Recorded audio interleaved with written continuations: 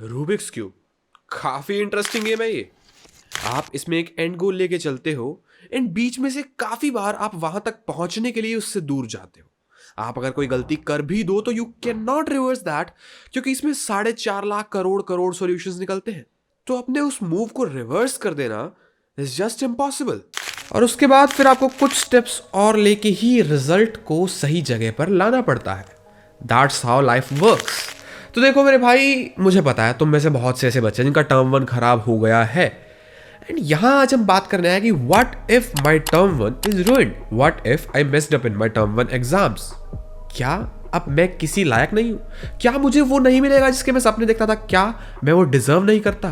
क्योंकि टर्म 1 में देखा जाए तो भैया बहुत सी गलतियां सीबीएसई की तरफ से भी थी। अगर तुम्हारा टर्म 1 खराब हुआ है तो आइदर तुमने कुछ ऐसे पाप किए कि तुम वो डिजर्व नहीं करते थे, या तुमने बहुत अच्छा किया, तुमने मेहनत की, you were honest with your efforts, but CBSE missed up. ठीक है, तो होने क्या वाला है यार कि हो गया ना जो हो गया, लेट्स सी। चलो एक स्टडी पैटर्न को एग्जामिन करते हैं। हम पढ़ते क्यों?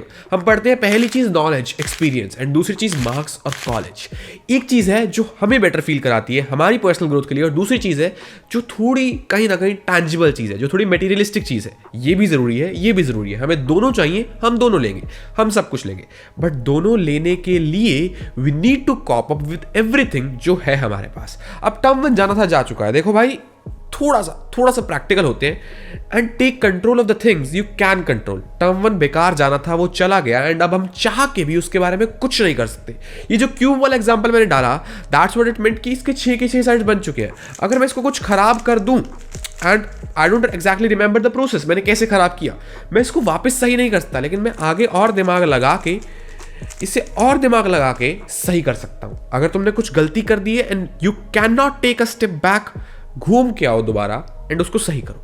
टर्म 1 गया, जाना था, चला गया, भूल जाओ उसको। उसका रिजल्ट कल आए, परसों आए, एक हफ्ते बाद आए, एक महीने बाद आए, भूल जाओ, हमें फर्क नहीं पड़ना चाहिए। टर्म 1 गया गया गया, get this in your mind. Term 1 गया, ठीक है।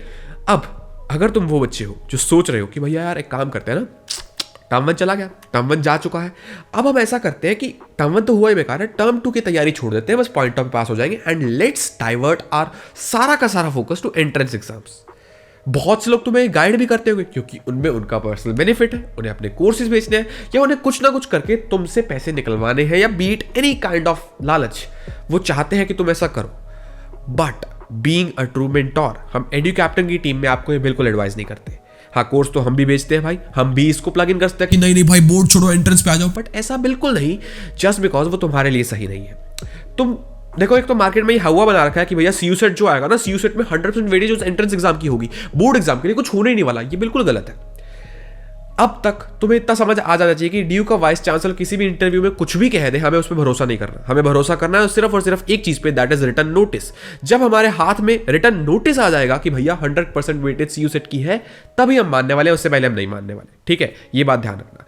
अभी तक नोटिस नहीं आया तो हम बोर्ड्स को हल्के में नहीं ले सकते, पहली चीज। दूसरी चीज, तुम सीयू सेट के लिए प्रिपेयर नहीं कर रहे। तुम्हारे मन में कोई भी यूनिवर्सिटी हो, क्राइस्ट यूनिवर्सिटी हो, तुम आईपी मैट के लिए तैयारी कर रहे हो, तुम एनएमआईएमएस के लिए तैयारी कर रहे हो, तुम किसी के लिए भी तैयारी कर रहे हो, मेजॉरिटी ऑफ देम में इंटरव्यू होता है। तुम्हारी सिलेक्शन के लिए तुम्हें एक इंटरव्यू प्रोसेस से गुजरना पड़ेगा, एंड इंटरव्यू में board marks carry a value to जज यू।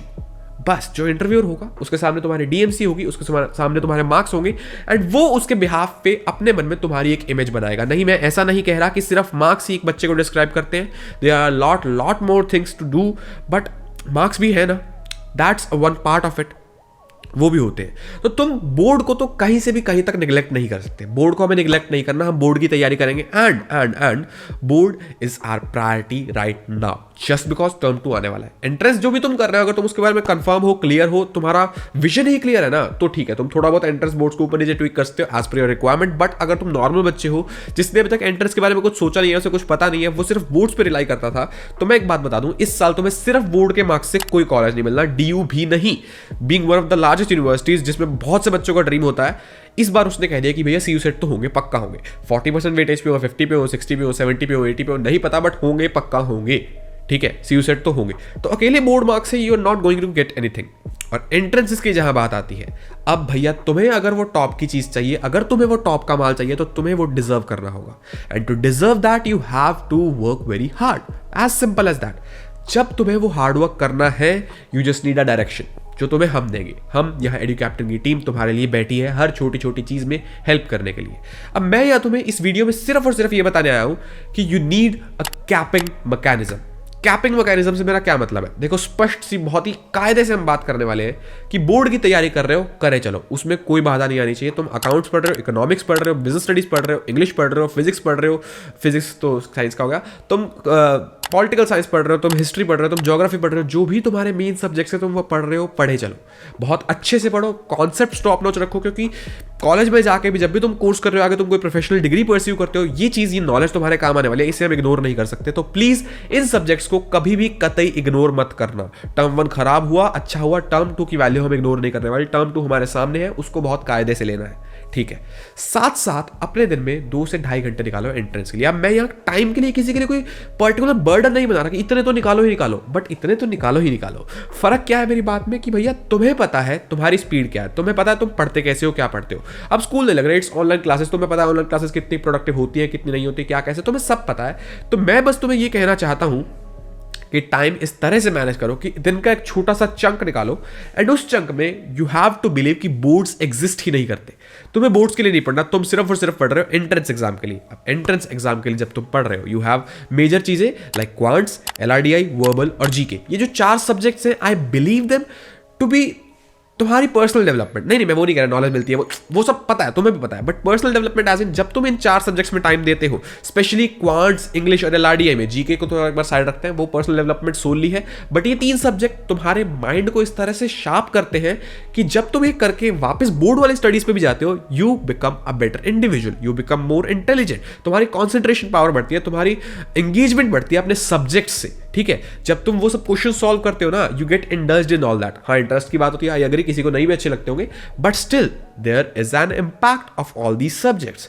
अब देखो भैया, तुम्हारे मन में बहुत सी चीजें आ रही है, मुझे पता है कि भैया आपने बता दिया कर लो, बट करें कहां से? What's the way, what's the procedure? अगर तुम कायदे से सीरियस होकर काम करना चाहते हो and you are serious enough to invest थोड़ी सी अमाउंट ऑफ मनी, और उस थोड़ी सी अमाउंट ऑफ मनी में तुम्हें टॉप नॉच क्वालिटी मटेरियल मिले, तो वी हैव अ कोर्स जो परसों नहीं कल लॉन्च होने वाला है। इस चैनल पे बने रहना, एंड कल तुम्हें उस कोर्स की सारी डिटेल्स मिल जाएंगी। जाओ, देखो, सब समझो, एंड अगर तुम्हें लगता है कि all this is worth your money, which it is definitely, जो है बिल्कुल है, तो जाओ स्पेंड करो, एंड तुम्हें बहुत कुछ मिलेगा। मेंटरशिप स्ट्रीम्स मिलेंगी, रिकॉर्डेड लेक्चर्स मिलेंगे, लाइव डाउट सेशंस मिलेंगे, हमारी हैंड रिटन बुक्स मिलेंगी वाया आवर एक्सपर्ट टीचर्स जो अपने अपने फील्ड में बहुत बहुत हाई लेवल पे पहुंच चुके हैं, एंड तुम्हें बहुत से फीचर्स मिलेंगे। कल कोर्स आ रहा है, उसकी फुल डिटेल कल वाली वीडियो में आएगी, बट हम तुम्हें धक्का नहीं कर रहे, हम नहीं कह रहे कि अपने घर वालों से लड़के पैसे मांग के हमें दो, नहीं, बिल्कुल नहीं। जस्ट थिंक, तुम्हारा फ्यूचर है, तुम्हें सेव करना है। अगर तुम अभी पैसे इन्वेस्ट नहीं करना चाहते, यू जस्ट थिंक कि नहीं, मेरे को एक बार थोड़ा साइड बाय साइड लेके चलना है, मुझे देखना है कि आपके टीचर्स कितने कैपेबल हैं, मुझे देखना है कि आप एक्चुअल में क्या क्वालिटी प्रोवाइड करते हो, तो आप हमारी एडू कैप्टन ऐप पे जाके चेक कर सकते हो। साथ ही साथ हमारे यूट्यूब चैनल पे रोज फ्री लेक्चर्स डल रहे हैं, हाई क्वालिटी फ्री लेक्चर्स डल रहे हैं, जिनसे आप बिल्कुल फ्री में पढ़ सकते हो। You just need a guidance, मैं दे रहा हूँ, प्रिंस भैया दे रहे हैं। You need syllabus, you need academics, वो भी रोज फ्री लेक्चर्स डल रहे हैं। तुम्हारे पास कंटेंट की कमी नहीं है, कमी है तो सिर्फ एक चीज की, नियत की। अगर तुमने नियत बना ली, यू हैव एवरीथिंग।